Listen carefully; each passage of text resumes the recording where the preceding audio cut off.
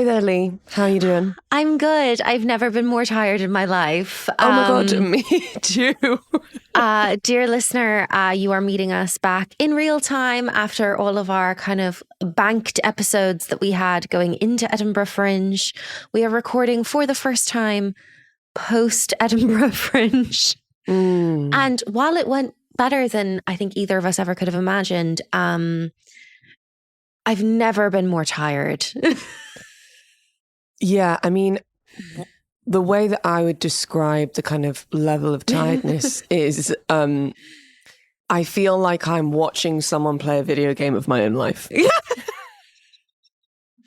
Yeah, that's really real. That's really real. You're like, go to kitchen, put on kettle, make a cup of tea, 10 points. Go to desk, sit down, tap, tap, tap, 20 points. So yes, dear listener, we are doing everything in our power to make sure that there is not a delay on content for you. I realized the posting on Instagram, while I was able to keep it up quite well at the top of the Fringe, has become sporadic at best. And we will be back to normal business in the next week or two. Because Leigh's going on holiday, which is very important and very exciting because I can't even remember the last time that happened. So I'm really endorsing Leigh just taking a week out of office. But most importantly, we are here to talk about season 3, episode 3 of The West Wing. Ways and Means. Ways and Means. A very visually dark episode, I will say. I literally had to turn up the brightness on my TV in order to watch this episode. Oh, that would have been so smart. Yeah, I was just like, who is that? I literally became my own mother watching this TV show. Like, who's that? It's so dark. Everyone's mumbling. We really got a taste for the kind of camera obscura in this episode. And I was kind of like, are we having like a Florence and the Machine, It's Always Darkest Before the Dawn moment? Is that what's happening here? I feel like that was kind of the vibe. I mean, as we aforementioned, there's tiredness. So I think I kind of lost my mind watching this episode.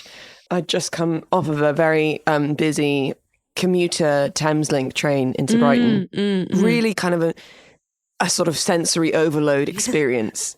And thought the best thing to do now is to sit down and watch an episode of The West Wing and make notes on it, which in retrospect was an insane thing to do. So my kind of overall review of this episode is I had a fucking amazing time. And actually, who knows if this is truly, but I was watching this being like, oh, this is my favourite episode to date. This is fantastic. But that could have just been kind of a strange kind of fever dream that I was in. But I do think it was great. It's important to know that we, I think, both came into this episode in a state of spiritual hysteria. In the kind of Victorian sense. I've already gone to the coast. Like, what more can I do? I'm already taking the sea air. It's not helping my disposition at all. So yes, dear listener, I'm going to go to Italy for a week. Then I'm going to come back and everything is going to be much more regimented and consistent as it normally is now that the Fringe is over. Let's dive in to Ways and Means. Ways and Means. Previously on, Leigh, it's taking us right back to kind of CJ's work stresses, the kind of big mess up that she made around the Haiti crisis, and also rolling us back around to these kind of impending subpoenas. I feel stressed. It feels like announcing the campaign kind of made me forget that we were all going to be subpoenaed, but here we are. I mean, given the recent stress that you and I had about sorting out our tax bill, I cannot even imagine the stress of receiving a federal subpoena. Now, let's just not pretend that I know what I'm talking about for the majority of the episode and then get confused. So I thought a subpoena was like a summons to court. So you can subpoena a person and say you have to come and tell us things, or you can subpoena documents. But like, surely everyone knew that they were going to get subpoenaed. Oh, yeah. Yeah. They were all, that was why we had this big conversation with Charlie last season about why he needed to get a lawyer, if you recall. Yeah, okay. We have a lovely new character alert, though. Mr. Rollins. Yes. And I was like, is he the grand jury prosecutor? Which obviously isn't the correct term, but he's the special prosecutor. Yes. Which I found out later. My favourite thing about Mr. Rollins is that in the first sort of 2 minutes of the episode, Oliver Babish hides behind a large pillar in order to surprise him, which I think is very fun, and more people should hide behind pillars.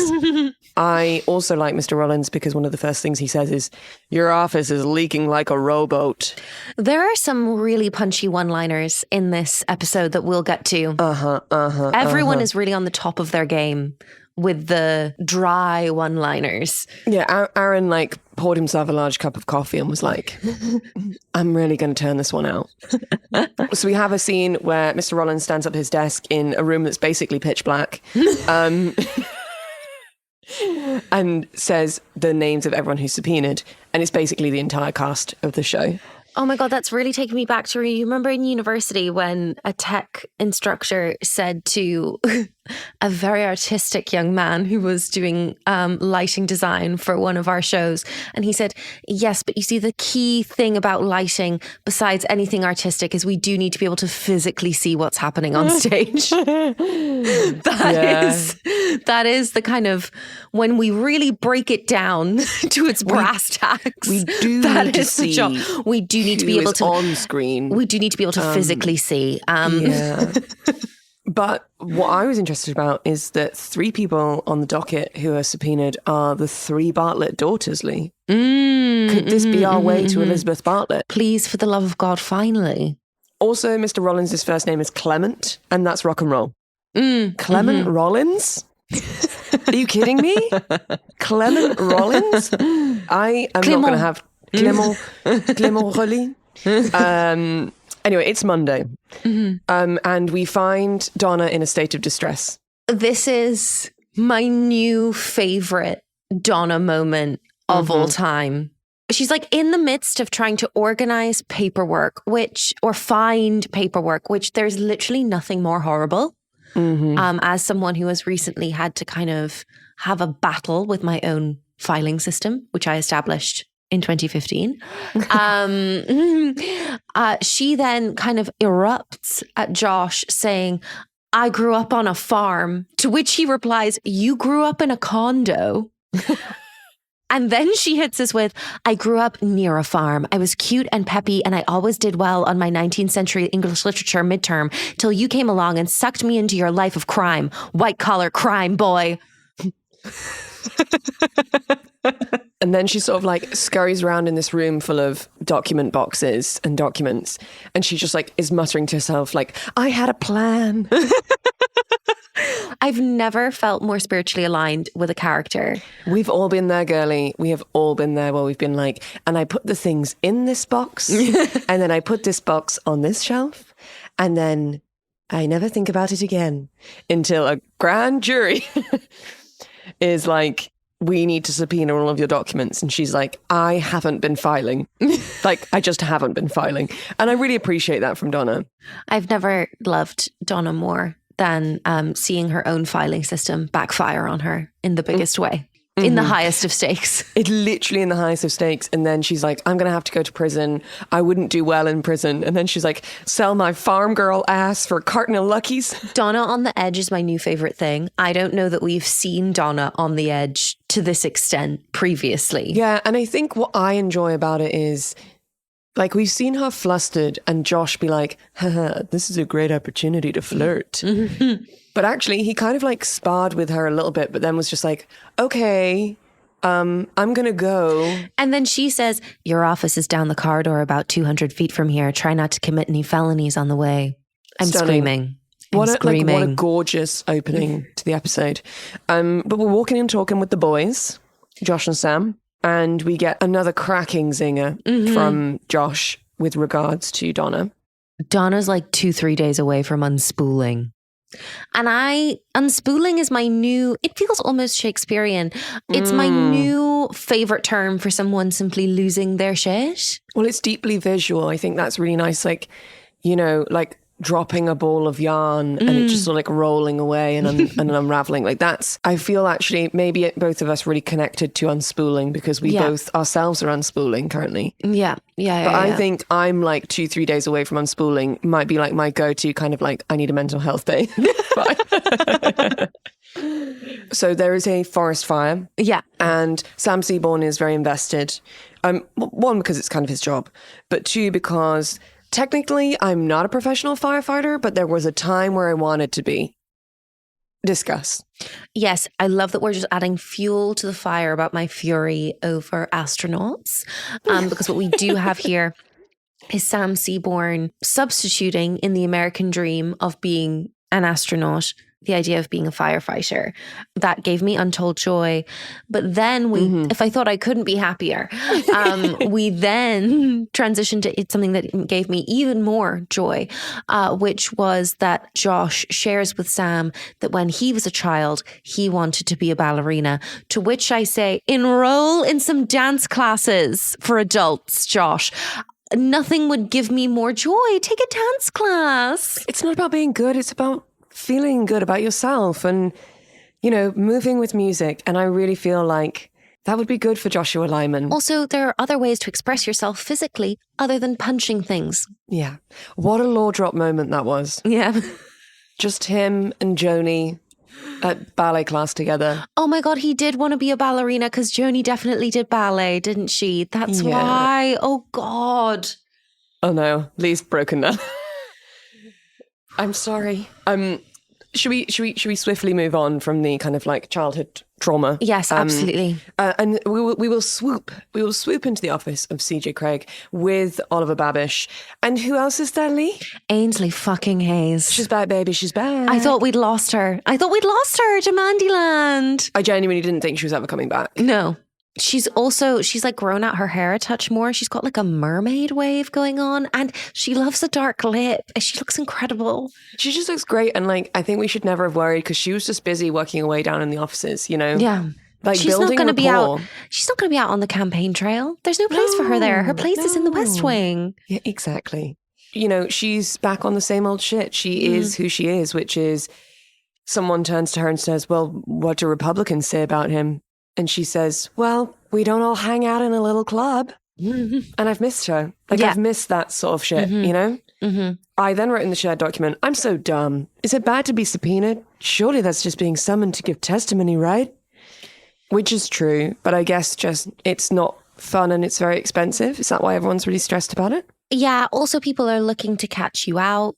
You don't want to become a news story. Also, you really have to obviously like have your facts straight. I think it's like, if you can imagine the kind of combined stress of being like, I have to do my self-employed tax return at the same time as being like, I have to then fill out other complicated government documents that I cannot understand because they're not written in easily written English. And then also you have like somebody who will be to a certain extent combative trying to get you to slip up. And basically you don't want to become the news story, right?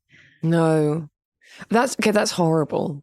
Yeah. And I guess actually the problem with being subpoenaed is like at some point you all need to sit down and decide together what the story is, right? But like you can't do that because then that's like fabric. Oh my God. Okay, right. If we take it back to Cassidy Hutchinson, right? She was subpoenaed by the January 6th investigation in Congress because she was being subpoenaed because she'd worked for Trump. The Trump administration, the Trump world offered her lawyers that they had vetted.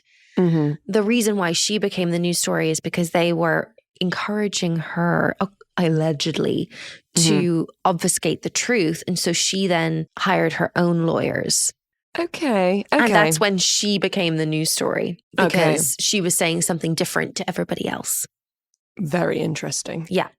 We sign off the scene with Oliver and CJ, who are talking basically about Rollins and how they think the whole prosecution is going to go. CJ's like, the thing is that like Rollins is actually like very fair. Like he's very seasoned. He is not at all partisan. And in her words, she's like, we need a different enemy. And I think that that's super smart. And I really feel like in that moment, something reignited in CJ. She's got the flame back in her eyes. Do you know what I mean? Yeah. She's twinkling again. Yeah, the spark is back, So let's go to Leo's office and some just general Josh control. So we're talking about the estate tax. Yeah. It's like a big ticket item in this episode. So the Bartlett administration has reached like a compromise on the estate tax. And who's not happy about this, Leigh?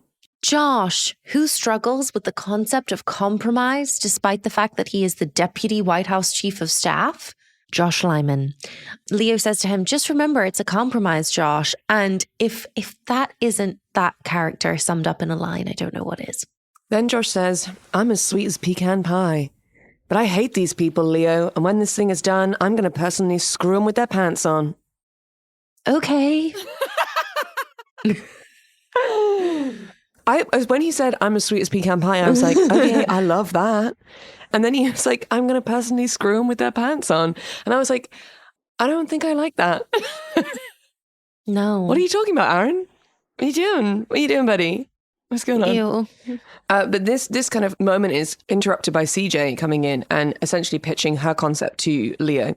She thinks they should try and get Rollins taken off as the special prosecutor. And so she's like, what we just need to do is like very gently start mentioning things that means that the House of Representatives gets like spiky and is like, no, you're not doing it right. We need to start over. So not quite. So what she's saying is not that Rollins should be replaced, but that rather than like a special grand jury, she's saying there should be what there was for January 6th, which is a congressional investigation. Okay. And so because she knows that a congressional investigation will be much spikier, shall we say. Mm-hmm. And like more kind of like not public, but like, I guess you'll have individuals who from the House of Representatives who really want to be chosen for that job. 100%. To like say their bit because they oppose the Bartlett administration. 100%, yeah. So yeah, she's after more of a fight, really. Mm-hmm. Mm-hmm. I just said in the shared document, God, I'm so confused and excited.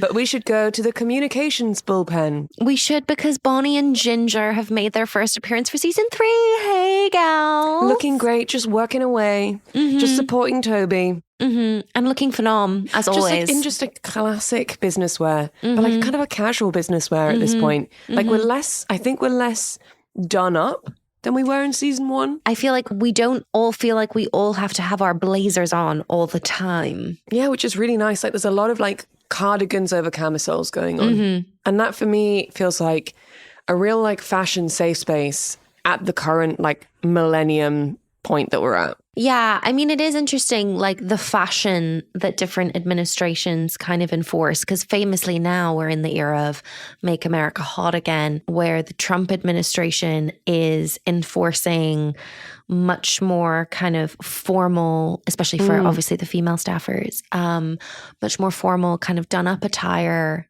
in a classically feminine sense. Whereas I think the Biden administration was much happier to be like, you can wear a nice slack and like a posh trainer. Yeah. You know? Because you're being hired to, help run the government, not dress well. Yeah.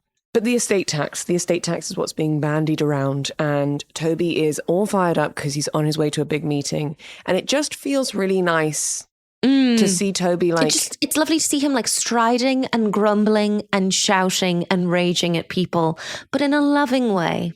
And he's sort of like got his coat on and he has like his little satchel with him, and he's like, shouting around about how much he hates Republicans. And then, like, as he gets to the doorframe, Bonnie's like, no, Toby, they've just called, they've cancelled the meeting. And the level of crestfallen Toby is when he realizes he can't go and shout at Republicans is... It's incredible. Yeah. And I really liked this, because this is the point in the episode where I was like, oh, okay, this is what season 3 is going to be. We're going to be running the campaign, and that story is going to be bubbling along. And then we're also going to be dealing with the fact that like everyone who opposes the Bartlett administration is going to be coming at us with everything that we've got because Bartlett is being perceived as weak. So the reason why they cancelled the meeting is because the kind of bill that was on the floor, I guess is the term, was something that the Bartlett administration were willing to reach a compromise about. But now that they're like, well, Bartlett's popularity is so low and we're going into like kind of the campaign period, we're just going to say that we don't want that compromise. We want like a full repeal, which is very interesting politically to be like having to go out there and do speeches and being like, vote for me, I'm going to be your president again. And then like behind closed doors having to deal with like actually pretty savage political work. Yeah. Like I feel like it's setting itself up to be a really juicy season. Yeah. But we're back in a press briefing. And Leigh, it feels like we're in safe hands again with CJ. Yes. She's back in business. And she does this thing in this particular press briefing where she's like, oh, we've already passed those things over to Clem. Sorry, I'm in Mr. Rollins. And I was like, that's so slick. That is so good. Like, God, she's so good. Like, that's the level of subtlety we're going to go for to show that like that was like a sit up in my seat moment. I was like, oh, okay. I see what you're doing there. See what you're doing there, madam. And I love it. But it's Tuesday now, Leigh, and Margaret is looking fabulous as usual. It feels like she really can't miss now. No, and we've also like just accepted that she's a young hot woman. Like, we love to see it. Skirt suit after skirt suit after skirt suit. And actually, we're talking about like the kind of bullpen being a more informal space now. But if anything, I think that Margaret's like more formal. Yeah.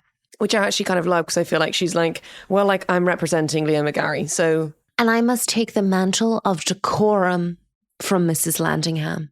Oh. Well, that's lovely. And who is there, Leigh, but Bruno? Bruno, who still does not know Margaret's name. Yeah, she really interrogates him. She's like, you still don't know my name, do you? And he's like, he says something crazy like Genevieve or Gloria or something. And she's like, nope, that's not it. And I really love that she didn't tell him her name. Yeah. She was like, nope, that's incorrect. Yeah. And I don't know, I got a twinkle there of like, but is Bruno kind of into Margaret? It still feels disrespectful in the sense that of what Bruno then does later in the episode. Without a doubt. Without a doubt, it's disrespectful. Yeah. But there was just a way that he was looking at her and he was like, I don't even know your name. Where I was like, okay. But Bruno's got more bad news for us, Leigh. Yeah. So there's someone, Victor Campos, who, in quotations, won a primary for us, who was on side with the Bartlett administration and now isn't, and went to a basketball game in Indianapolis with someone called Jack Buckland. And now Bruno is worried. Do we think Buckland is like our opposition? I think Buckland is likely a Republican or just simply somebody who is for repealing the estate tax. So basically Bruno's like, we need Campos on side, so we need to do damage control. Very interesting. Meanwhile, back in the records room with Donna. My two favourite gals back together. Ainsley and Donna in one scene. What a it's treat. Gorgeous. Like, we're absolutely being treated this episode. And do you know what's even better than just the two of them in a scene together, Leigh? That they're talking about dating. They're talking about boys. Listen, Bechdel test. Yeah, we know it fails. Fine. I want to talk about dating. Ainsley's like leans over a desk and he's like, you feel like being fixed up with a hot guy? What an opener. Like that's her first line kind of really in the episode. Yes, I'm obsessed with the idea. I'm obsessed with the concept of Donna dating a Republican. I think there's huge possibilities for hilarity ensuing. I will also say I love the concept that Ainsley Hayes has quietly been seeing the outrageous flirtation between Donna and Josh and has gone, this feels toxic. This feels like a toxic relationship that you two have going on. So why don't I set up Donna with somebody else if Josh isn't going to do anything about it? That's fascinating, isn't it? Because that's girl code. Yeah. I think the fun thing about Donna dating a Republican is that she's like, ew, a Republican. And I'm like, Donna, you've got some interesting views. We all know you're a libertarian. Yeah, like, let's not pretend that you're like holier than thou and too good to date a Republican. We have a very brief moment back with CJ. She's really cooking on gas now with this like kind of master plan. And the new little kind of line that she lets slip is she's like, oh, you know, the council's office are really eager to cooperate. And you can just see like all of the press corps like furiously writing in their notepads. And just like, she's just like smiling. And I'm really glad because I just feel like maybe even the last 4 to 5 episodes of season 2, CJ wasn't right. Yeah. And then Manchester Part 1 and Manchester Part 2, CJ's at an all-time low. So like I really needed to see her like not be scared to like jump back into the game. Because I was worried that we were going to have a slow exit of Alison Janney. And that like through this season, like her replacement would come in. Yeah. Scary. No. Scary. I'm not ready. Dare I say also, okay, this might be sacrilegious. I don't know that the West Wing works without Alison Janney. Well, I know that we have new cast members coming in as the seasons go on, which means that there probably is current cast members who are going to have to go out. The thing is, like, in my head, I don't know that it works with any of them gone. Like any of the core team. Charlie, Toby, Josh, Sam, CJ. Swap out any of those actors. And like, there's a huge deficit of energy. And you just have to, like, even if you cast a brilliant actor to step into that role, like, how does that dynamic change without that character? And how does Aaron Sorkin not just write the same character, but with a different actor playing it? So I think that's the challenge. And that's my greatest fear, because I've just got comfy. Yeah. And like, I would just love to have 7 seasons of this, you know? I just don't want to end up in a And Just Like That situation. Do you know what I mean? Where we're trying to do Sex and the City without Samantha. And it's like, honeys. We just shouldn't have tried. Yeah, there's an element of that. And there's also an element of just like great TV shows in later series where we just kind of lose the plot a bit. But enough about our personal worries and fears. Would you like a moment of insanity? Oh my God, I've been itching to talk about this with you. This is crazy. It's insane. And the way that CJ just like takes it in stride, I've never loved her more. So Bruno kind of tracks down CJ in the corridors and they're walking and talking. And he's like, we need to get a reason to get Campos to the White House. Like we can't just like ask him to come here. He has to like be invited for some reason. And they're like spitballing an answer. And then CJ's like, oh, like call him in for this particular like board. And Bruno's like, oh my God, like you're amazing. And then he just says, man, you've got a killer body, you know that? In fact, I do. And then she just leaves the room. It's the in fact for me. But like, I think that CJ responds very well to her coworker being like, you've got a killer body. It's crazy. What? Bruno? What? Like, and like, I mean, CJ Gregg is a sexy woman and she's very powerful. Yeah. Honestly, I don't know that that's something we should be doing in the workplace. No. Shall we check back in with our campaign team, seeing as we've been mentioning about Bruno? Yeah.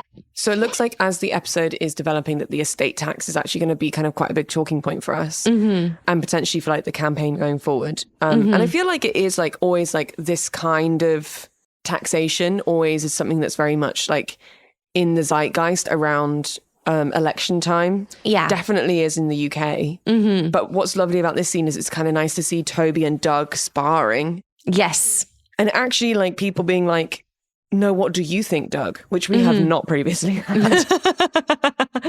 Now, Leigh, I don't really understand. I obviously know what vetoing is, but I don't understand like why vetoing is such a mic drop moment here. So can you explain it to me? Well, that is what we're going to do our study session on, is the presidential veto. But yeah, I mean, it's very quaint for me to think at this time that it was like, oh my God, the president is going to use his veto for the first time. It's like, honey, we're just throwing them around. Anyway. Oh God. So the conclusion that they come to is, so Toby's like, oh, well, I guess Doug, you just wish all the billionaires keep all their money because you don't stand for anything because I hate you, Doug. And then Doug's like, no, I think we should veto it. I think that it would be like fucking hardcore and rock and roll. And I think that President Bartlett should do it. Now, vetoing a tax cut in a campaign year, as they mention, is kind of crazy. But also it's kind of rock and roll. Yeah, which is what we love. Like it's like get your hands in your pockets, Bartlett. Let's go. Yeah. My favorite moment of this entire scene was like as it was kind of signing off, Josh was just there like with his head in his hands, like looking up at Toby, and he was like, Toby, I just don't know on how many fronts we can fight a war. Oh my God. It's giving that moment in season 1 where he was like, we talk about enemies more than we used to. And it's like nobody is benefiting from this kind of like sad boy poetry moment that you're trying to have. Yeah. He like looks up through his fingers at Toby and he's like, you want to find out? And Toby's like, yeah. And I laughed out loud for an extended period of time because I was like, this is the most dramatic line of this entire episode. And like, Bradley, no one needed you to give the performance that you gave in your reading of that line. Like, it was a real choice. And I just feel like we were towards the end of the day. We only maybe had like 1 to 2 takes before we had to turn around. And just like, Bradley Whitford was like, I've got something for this one, guys. And just went for it. And the first AD was like, we really don't have time to go for another. So like, we're just going to have to go with that. We're just going to have to go full drama. But Wednesday is rolling around and CJ's nailed it. She's played them like a fiddle when she's out walking and some Congress people sort of like gaggle around her and are like, oh, CJ, what's happening? And she's like, gosh, I don't know. Couldn't possibly say. We do get a tiny, tiny little moment of Ainsley and Sam Seaborn flirtation, which is Ainsley Hayes walking up a corridor and just like shouting to Sam, hey, you need a haircut. Shouldn't you be someplace keeping me out of jail? I'm taking my break. Oh, it's so good. Hook it to my veins. Like I really just, like I'm worried that Connie is now stepping in as the Sam Seaborn. I know, flirtation. I know. And I do love Connie, but Ainsley Hayes, she is not. Exactly. And it's just a different energy. Because it's like, the thing that I find more interesting about, if I may, about Sam Seaborn and Ainsley Hayes is it's like 2 very intelligent people who are coming from very different points of view. So they align about some of the same things, but then some things they don't align on. And like, there's like real fire there in terms of like, no, help me understand your point of view. Whereas the thing with Connie is like, they believe in the same things. Yeah. And actually they kind of do the same job. And so for me, I'm like, I don't know that has any life to it long term. Because that's just going to play its course, really. Yeah. Until either one of them is frustrated that the other one is more successful. Yeah. Because ultimately, the storyline for Connie can only ever really be Sam comes to respect that she knows her shit. Yeah, which we kind of see later in this episode. But to Jed Bartlett, actually at work, which is sensational. Whoa. We really haven't seen him. Like, we've seen him sort of grumbling around and doing speeches, but it's just nice to see him like behind a desk. Yeah. Cue a classic Charlie Jed moment. Yeah. May I be Jed? Oh, you are always Jed. Thank you. That's a good pen. I need an everyday pen. I've got pens. You've got crappy pens with plastic tops. I need a solid pen that feels good in my hand, but not so formal. I feel like a dandy. We need to come back to the use of the word dandy. I feel it's almost being used here as a gay slur. No. I think it's like literally referencing dandyism. Like as in like the like kind of cultural and fashion movement. Yes. I feel that Bartlett is an ally and he has a possible lesbian daughter. So that's so true. Hey, he's just a guy who's got a ranch, you know? Yeah. Hey, he's just an economics professor that ended up being the president of the United States. Like, I don't need a Parker pen. I just need a good ballpoint. How the man's managed to run a successful farm and also get the Nobel Peace Prize for economics. Leigh, a valid question. Like, Abby's just making apple cider and he's just like doing some paperwork plus working on his Nobel Prize. I mean, I know he's a fictional character. I just have to make my peace with that. Yeah. But back to the pens. So Bartlett's upset because he's like, there's no good pens in the White House anymore. I used to have a great pen, you know, and it was always here in my pocket. I always had a pen and now I just don't have a pen anymore. Like, what's going on? And Charlie has to be like, well, you know, that was Mrs. Landingham. And he says, Mr. President, she put the pen in your pocket. Every morning she slipped it in there. And that's so devastating. That's when I cried for the first time this episode, Leigh. Which again, I think speaks more to my mental state at the moment than perhaps the emotional kind of draw of the episode. But no, I think still. Aaron knows exactly what he's doing there. And just like Jed being like, oh my God, I've been doing this silly bit about not having a pen and actually now I'm in the throes of grief was too much for me. Yeah. To Sam and Connie working late. I'm working late because I'm a singer. I like Connie. Yeah, I love, she kind of opens with, so the thing about me is I'm a brilliant political mind. Yeah, I really enjoy that she's like, the thing about me is I'm great at my job, but I have no idea who this man is that everyone's worried about. Which I appreciate, which is someone coming to a meeting and being like, hey, I've been called in to like run this with you. Mm-hmm. But the reality is, like, I have a CV full of the reasons why I'm perfect for this job. Mm-hmm. But, like, I need to be brought up to date on this situation. Mm-hmm. Now, what I don't like when Sam's like, hey, this is who Victor Campos is, because he's, like, a major, major player, is then for him to be like, don't get in my way. And I was like, why don't you just prep Connie? Please why just don't you prep her for the meeting, rather than being like, can you sit there and not say anything? Yeah. Like, how is that helpful? Anyway, I was deeply Rachel for that. And actually the next scene really helped because it's date time. It is date time. And it is date time with the guy from Sex and the City who Miranda has to coach in sex. See, I recognized him, but I think because he's playing like a character with so much game here, I was like, oh, it took me a while to recognize him. Yeah. But yeah. I really feel like, was it just the same casting director for these two shows? Because there's so much crossover. But anywho's, we meet Cliff Callie, and they have great chemistry. They do. Also, Donna has game when it's like not Josh. When it's not Josh and she's not like having to be like a silly little girl. Yeah. Because like she's an hour and a half late.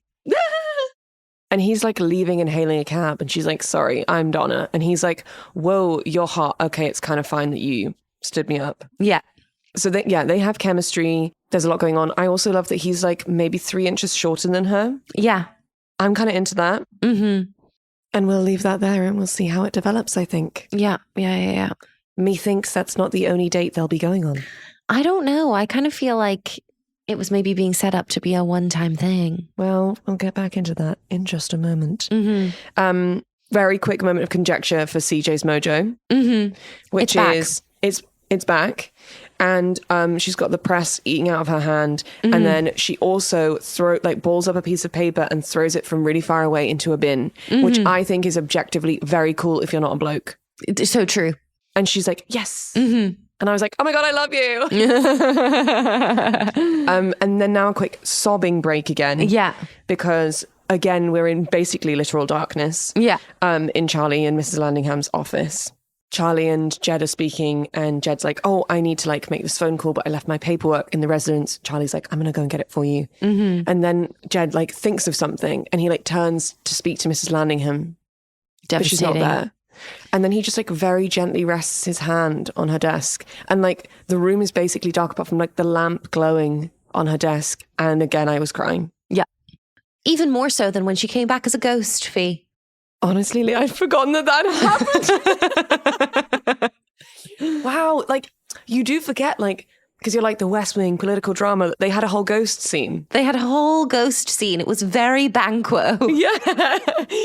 Also, I would like another moment of conjecture for how there was a time when a forest fire was actually an environmentally positive thing. Wow. I can't. Because we know that like, Aaron Sorkin loves pathetic fallacy, right? So there's this concept of this forest fire throughout this episode, and it's like, it's growing, and like, will it go out of control?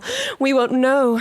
And like, can Jed Bartlett be the one to tame it? But it's crazy that he's like, well, all of the professionals around me are saying that forest fires, should be allowed to burn and they're good for the environment. And I was like, not anymore.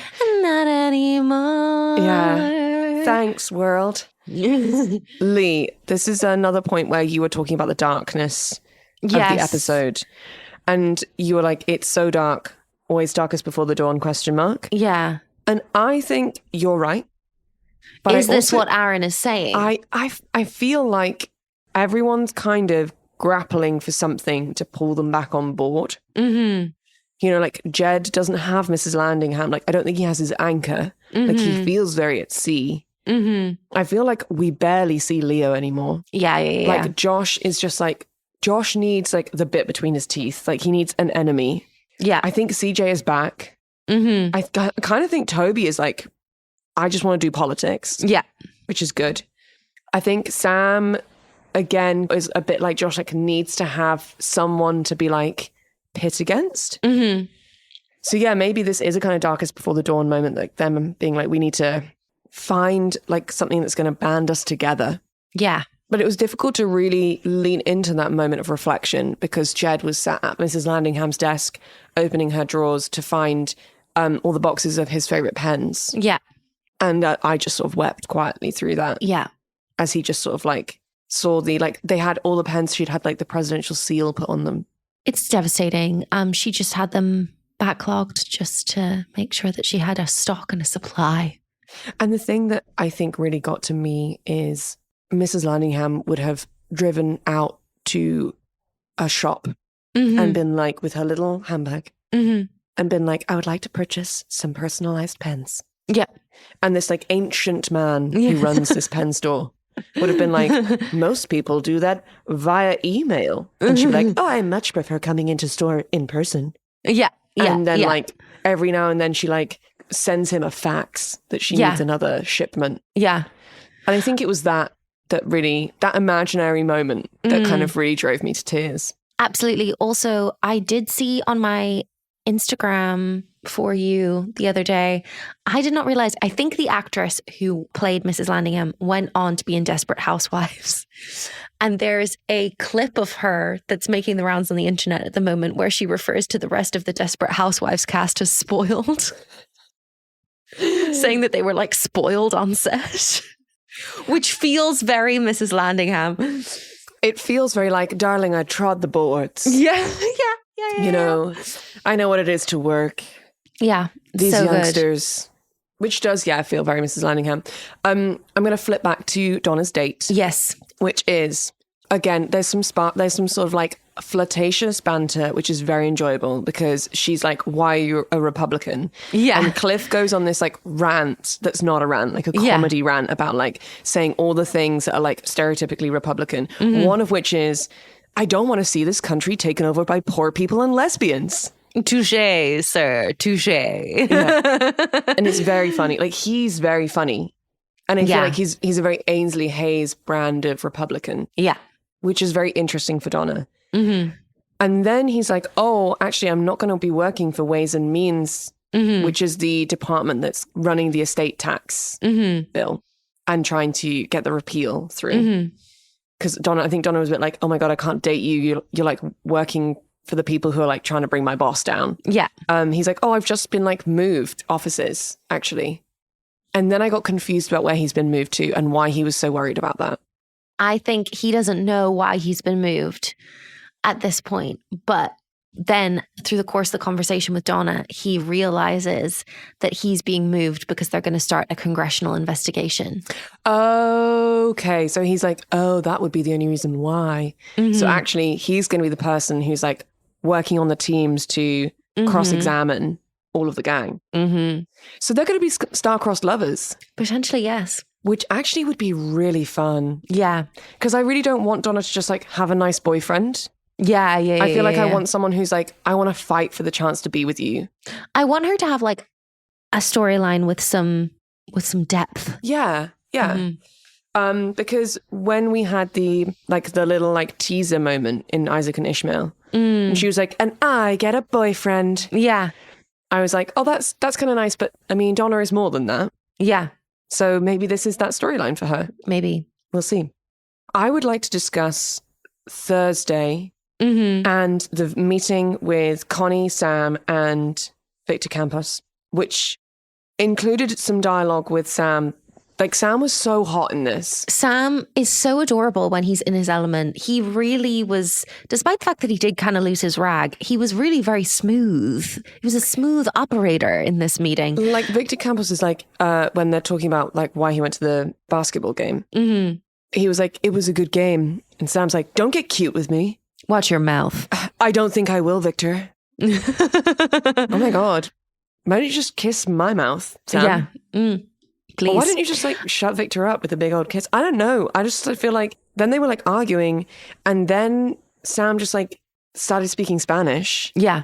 And Victor started speaking Spanish. And Connie was just like sat in her chair like, Wow. Yeah, the whole scene, it felt like potentially foreplay for a threesome. But obsessed with Connie's whole energy, just being like, give it to him. You're not in the position that you were at the start of the presidency. Give him what he's asking for. It is a good ass scene. It's so well written. And I feel like I really appreciated a character like pulling Sam out of a meeting and being like, okay, 4 years ago when you came into power, you could play meetings like this. Yeah. But like, you need to look at where you are and we need to make decisions based on that. Yeah. And you've just told me that this guy is the most powerful man in California and you're there like shouting at him. What are you doing? Yeah. Give him what he wants. I did then have the question, what on earth is a boondoggle when it's at home? Oh, yes. So we have a following meeting with Toby, Josh and Mark, who is a delegate from the Black Caucus. A delegate? A member? An individual a member of the Black Caucus. Who was great. And it was a really interesting scene. So they're talking about the estate tax and the fact that there are some members of the Black Caucus who are in favor of it being repealed. And then on 3 occasions, people used the word boondoggle, which is a word I've never heard before. And the first time Josh used it, I was like, is he just using a made-up word? And then Mark kind of used it in retort. And it is an unnecessary, wasteful, or fraudulent project.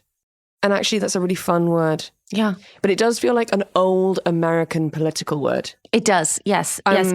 And I just feel like we're back doing proper politics. We are, correct, yes. And, you know, because the end of last season was very wrapped up in the kind of reveal of Jed's MS diagnosis and like what we were going to do about that and how we were going to release that information. I feel like we weren't having these scenes that were meetings. Yeah. And like really like tearing apart legislation and like interrogating like why people stand for some things and why people don't. And actually I was like, this is really fun. I'm having a really great time. I could sit and just like let the next 4 episodes play. Yeah. Yeah. And that feels really nice. Yeah. But Leigh, the fire rages on and is heading towards Yellowstone. And it looks like we're going to have our first veto. Jed's first veto in his entire That is administration. crazy. Almost at the end of his first term. Yeah. And so he gets the big rubber stamp out and he gets out Mrs. Landingham's pen. Beautiful. And he's like, the problem with the American dream, it makes everyone concerned about the day they're going to be rich, which is actually like quite insightful. And we kind of leave him about to veto. And then we close out the episode with CJ like gathering everyone in the bullpen and watching the TV in there, which is the announcing of the congressional investigation. And she literally cracks a beer and says, come and get us. It's one of the first good drinks that we've seen anyone have. Just a simple beer. Yeah. Just a simple beer. And like no one else has a beer. I'm obsessed. Yeah. And Leigh, come and get us. It's so hot. I was undone. Yeah. I think it's the hottest thing I've seen like with my eyes. Yeah. Best fashion for you? I think your call on this one is correct. Ainsley's mermaid wave and dark lip. Yeah. Yeah, it's really nice. I feel like she's always on point with makeup looks and hair. But I would like to mention like an honorable mention, I think, to Donna and Cliff's date outfits. 100%. In terms of what a British or Irish politician could never get away with, I think vetoing a tax break for inheritance tax. Hello, House of Lords. Yeah. I feel like you're correct. In addition, I think like being so confident that you're going to get another investigation going on something you've done wrong in order to have a harder fight. Yeah. No. I mean, in the UK, just everyone would have resigned already. Yeah. Oh, yeah. Leigh, I was going to say, I feel like our how long until thing has become defunct. And I think we should replace it with queerest moment that ever meant to be queer. Yeah. But we could enforce that from next episode because I haven't thought about what that is. Fine. I mean, I feel like probably the Victor moment where it's like, where's Sam and Victor sparring in Spanish? Yeah. But we'll come back to that. So Leigh, best writerly moment. Your office is down the corridor about 200 feet from here. Try not to commit any felonies on the way. Very good. There were so many to choose from in this episode. Many Donna-centric, actually. Yeah, like little quippy zingers, like that weren't even in scenes. Like as people were going from one place to another. I think for me, it's just got to be Donna's like 2-3 days away from unspooling. Yeah. Man, I feel like a man. Man, you have got a killer body. You know that? In fact, I do. Phenomenal. I think mine has to go to, I hate these people, Leo. And when this thing is done, I'm going to personally screw them with their pants on. Yeah, correct. Stunning. Moment that made you proudest to be an American. Mr. President, she put the pen in your pocket. Every morning she slipped it in there. Devastating. Yeah. Yeah. I think Charlie makes me proud to be an American, and as does Mrs. Landingham. That is so correct. For me, I think it was the fluent Spanish from Sam Seaborn that was just thoroughly unexpected. Yeah, and like mid-negotiation. I think just like the language switch. Yeah. Because you're like, it's not that it was impressive. It was that it was respectful. Yeah. It's the fact that like Victor started speaking in Spanish, and as the person who's come to the meeting with him, Sam was like, now I will also speak in Spanish. Yeah. Like it wasn't a flex. Let me follow your cue. Yeah. And I think that's why I was like, fuck, that is so good. Yeah. Beautiful. Please teach me what the kind of like gravity of a veto is, because baby girl, I'm lost. So we recall the system of checks and balances for season 1. The concept that Fi's looking lost. So I fully left my body then. So sorry. Yes, please. A quick refresh. So we have the Revolutionary War, right? Yes. Which is when the US kicked your good selves out. Fair enough. And said, we don't want to be ruled by a king. Fair enough. Who does? And because they didn't want to be ruled by a king, they have the system of checks and balances where the executive, the judicial, and the legislative branch all can check each other's power. Yes. So that there is a balance of power. Yeah. So one of the checks that the executive branch, aka the president, has on the legislative branch is that they can veto legislation that Congress writes. Okay. So Article 1, Section 7 of the Constitution says the president must sign off on every piece of legislation and bill passed by the Senate and the House of Representatives. So the president cannot edit or change legislation, but they can say yes or no. Yeah. Okay.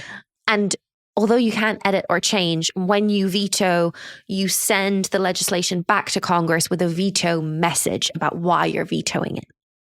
Now, a veto can be overridden if 2/3 of Congress vote for the legislation. Okay. Oh, okay. And that's what they were talking about when they were like, have they got the numbers? Yes. If the president does not veto or sign within 10 days, it becomes law. Ooh. So the president can't just kill legislation by not doing anything. Right. Okay. However, if Congress adjourns before the 10 days are up, that is what's called a pocket veto, because if Congress adjourns before the 10 days are up, it does not become law. Okay. It just disappears and Congress kind of has to start again. Okay. So that's why often you'll hear about Congress needing to get legislation through before the end of a particular session, because if it doesn't, then they have to start over. They have to start over in the next session. So if we look to the first veto, which by the first president, George Washington, in 1790, they decided they were going to do the first census of America. We know what a census is. The U.S. district marshals were sent out to visit every household and work out the population.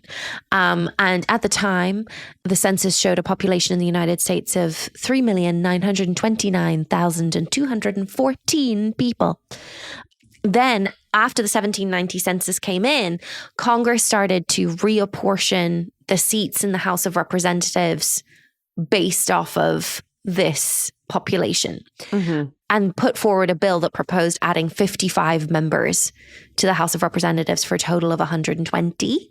But it disproportionately added seats for northern states, George Washington was from Virginia, which is a southern state. George Washington was worried about looking partial to the South, but after consulting with various members of his cabinet, including his Secretary of State, Thomas Jefferson, Jefferson basically argued that you need to have the same formula for every state because they were using at least two different ratios to come to the 120 total. Right. So for some states, it was one representative for every 30,000 people. And for other states, it was one representative for every 27,000 people. So basically, Washington sent the bill back to Congress saying in his veto message, I have maturely considered the act passed by the two houses, which I find to be very funny that George Washington is asserting to Congress that he is mature. But he basically in his veto message said it needs to be the same formula for every state. Otherwise, it's not fair. It's just helpful feedback. George Washington only used his veto power one other time in his time in office. Wow. So in practice, some presidents have only used the veto a handful of times. Others have kind of ignored it entirely. But often presidents, obviously, as you would imagine, use vetoes when they are getting pushback from Congress, whether it's from their own party or from the opposition. The president with the most vetoes is FDR. It makes sense in that he was in office the longest. He was in office from 1933 to 1945. And he had a total of 635 vetoes. Yeah. And do you think like that's impacted by the fact that he was like a wartime president as well? Yes. And I think also a lot of presidents focus their use of their vetoes on like a particular issue that they are especially passionate about. Whereas FDR vetoed stuff on a range of issues, including homing pigeons, deportation, national defense, parking meters. So he used it on like a huge range of issues.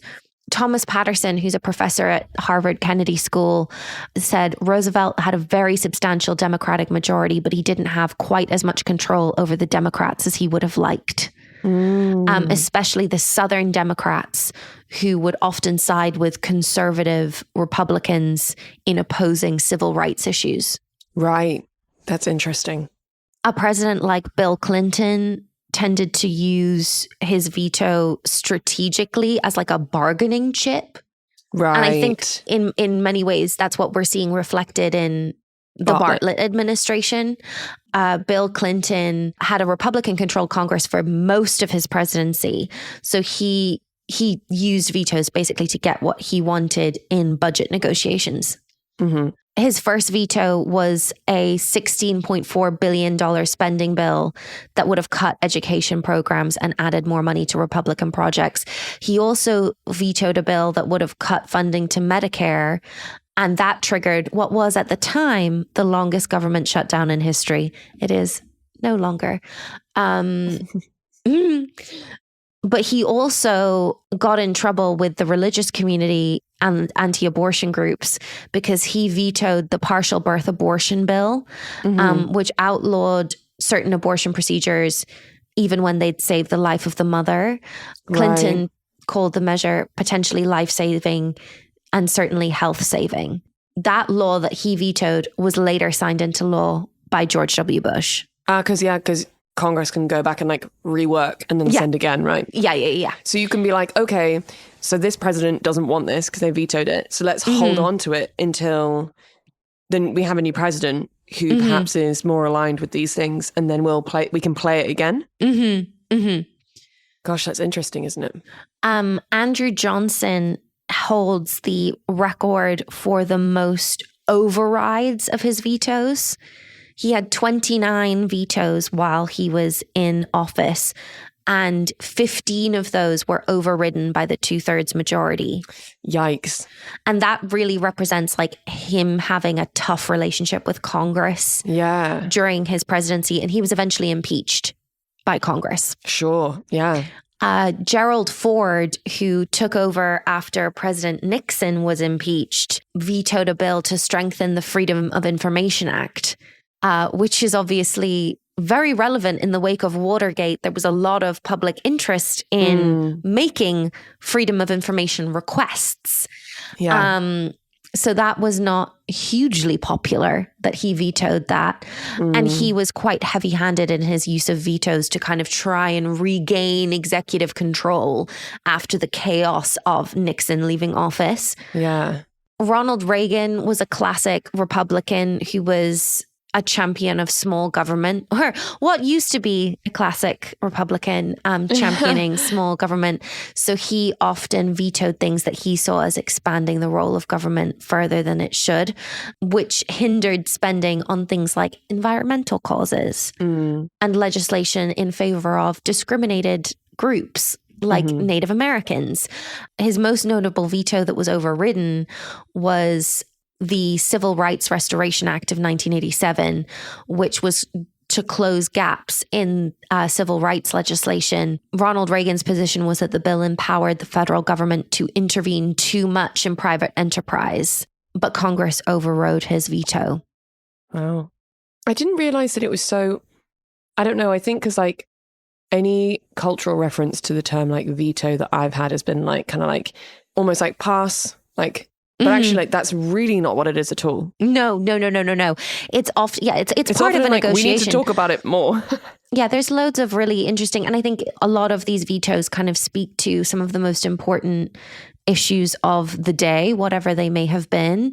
Theodore Roosevelt, who was president from 1901 to 1909, he had 82 vetoes while he was in his presidency. So one of the presidents with the most vetoes, and most of his vetoes focused on his passion for the environment.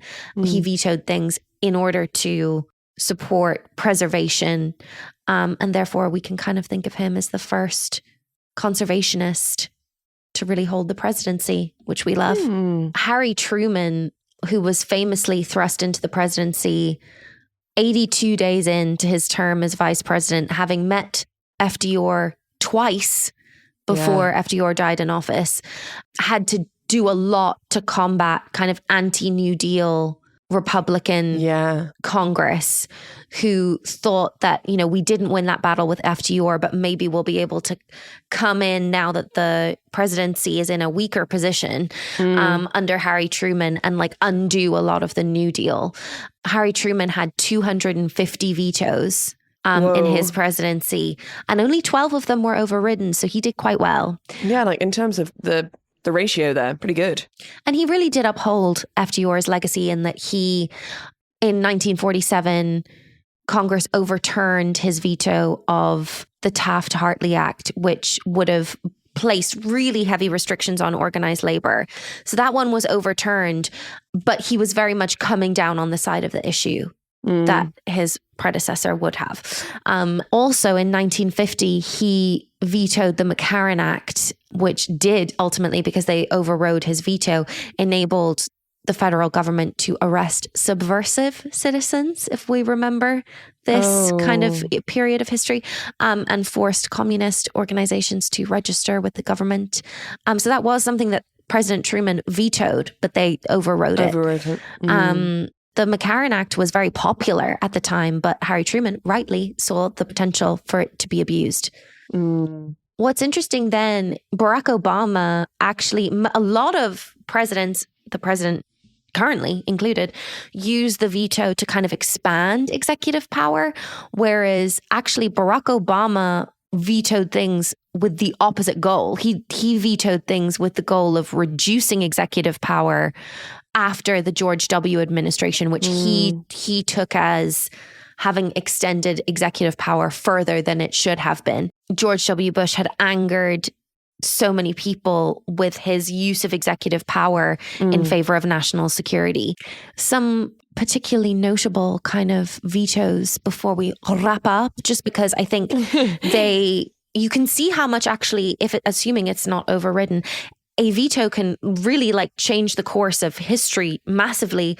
There would have been universal childcare in the US, but for Richard Nixon in 1971 vetoed federally financed daycare. Whoa. through the Comprehensive Child Development Act. And it passed with a bipartisan vote, but President Nixon vetoed it, arguing it would weaken families' communal approaches to child rearing. Basically saying like, no, I think grannies and aunties should be doing all of the work unpaid. That's Tell so me I'm interesting. wrong. Tell me I'm wrong. Interesting, because I feel like that would the social dynamic in America would be entirely different had that passed. Yeah, it would be a different America. Yeah, There's no doubt about it. Also, Ronald Reagan, not looking good, not coming out well in this study session, I have to say. Not that he ever does, but he vetoed apartheid sanctions on South Africa. Oh, calling it economic warfare. But Congress overrode that. So the US did impose sanctions on South Africa over the apartheid. Apparently, he went on to regret this veto. But as Princeton University historian Julian Zelizer said, that veto became a part of the narrative about Ronald Reagan, that he was not on the side of racial justice, which I would argue that he simply was not. And, fulfilled all of the worst stereotypes about a Republican administration in that sense. Possibly could be true there, Leigh. Yeah. Also, George W. Bush also vetoed a war spending bill in 2007 that would have called for the withdrawal of military troops from Iraq within the following year. And he said in his veto message that it makes no sense to tell the enemy when you plan to start withdrawing. But that did mean that obviously troops didn't withdraw from Iraq until 2011. So 4 years later under Barack Obama. Yeah, that's that one's pretty damning, I think. Yeah. But what's interesting about this episode specifically is that in 1999, so 2 years before the episode that we watched came out, President Clinton vetoed a $792 billion tax cut in estate taxes. Interesting. So this was ripped right from the news. Congressional Republicans did try to pass it piece by piece the following year, but Clinton vetoed all of those as well, including their repeal of federal estate tax. He said that repealing the estate tax was wrong on the grounds of fairness, and it is wrong on the grounds of fiscal priorities. Cool. Yeah. Do you know what? Like now, I'm like, oh, well, are we going to see kind of like a reflection of that with Congress coming back and forth with other options and like Jed having to like continually veto? Yeah. I think it's a real mark of a president's personal character, what they choose to use the veto on, and also how frequently they choose to use the veto, and whether it's kind of strategic or just a way to keep power. Yeah. And just keep Congress, I guess, working and never letting them pass anything. Very interesting. Oh, I'm so excited to carry on watching this season now. I know, me too. I'm excited to be fully back into season 3. I think we're really going to be hitting the ground running. I'm excited to see where season 3 takes us. Yeah, because it does feel like kind of everything's up for grabs now. Well, in that case, Leigh, should we do this again next week? Let's do it again next week. Amazing. Bye. Bye.